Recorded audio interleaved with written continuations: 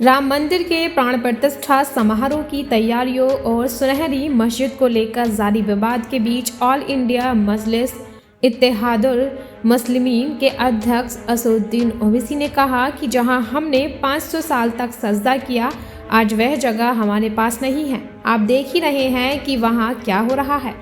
नौजवानों, मस्जिदों को आबाद रखो। नौजवानों, तुमसे मैं कह रहा हूं, हमारी मस्जिद हमने खो दी और वहां पर क्या किया जा रहा है आप देख रहे हैं। सोमवार यानी 1 जनवरी को एक जनसभा को संबोधित करते हुए उन्होंने कहा, ये ताकतें आपके दिल से एकजुटता खत्म करना चाहती हैं। सालों की मेहनत के बाद आज हम एक मुकाम पर पहुंचे हैं, इसलिए अपनी ताकत को बरकरार रखो। इस दौरान उन्होंने वहां मौजूद लोगों से मस्जिदों को आबाद करने की अपील की। नौजवानों, अपनी मिली हमियत और ताकत को बरकरार रखो और मस्जिदों को आबाद रखो। कहीं ऐसा ना हो कि हमारी मस्जिदें हमसे छीन ली जाएं। बरसों की मेहनतों के बाद आज हमारा एक मुकाम हमने पैदा किया, तो ये आपको इन चीजों पर गौर करना, अपनी मिली हमियत को, अपनी ताकत को बरकरार रखिए। नौजवानों, मस्जिदों को आबाद रखो।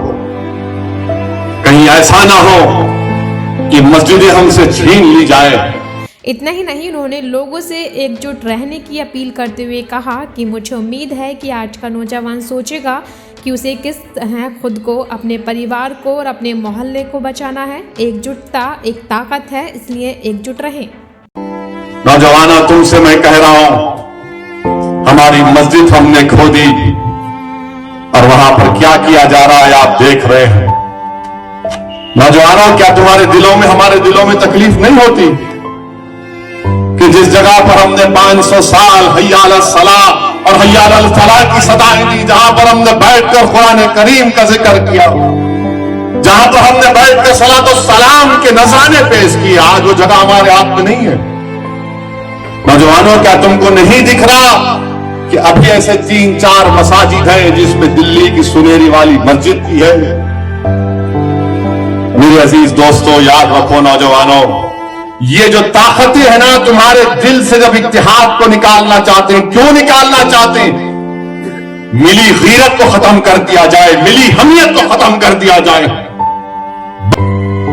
मुझे उम्मीद है कि इंशाअल्लाह ताला आज का नौजवान जो कल का बूढ़ा होगा, वो अपनी नजरों को आगे रखकर अपने दिमाग पर जोर डालकर सोचेगा कि किस तरीके से मुझे अपने आप को, अपने खानदान को, अपने शहर को, अपने महल्ले को बचाना है। इत्तेहाद एक ताकत है, इत्तेहाद एक नेमत है।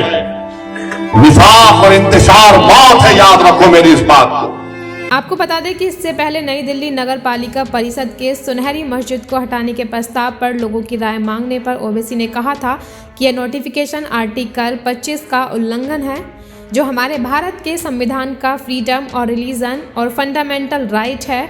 वो एक हेरिटेज की जगह भी है और एक पूजा स्थल भी है। उन्होंने कहा कि आर्टिकल 29 का वायलेशन करता है, क्योंकि आर्टिकल कहता है कि कल्चर की प्रोटेक्शन हो।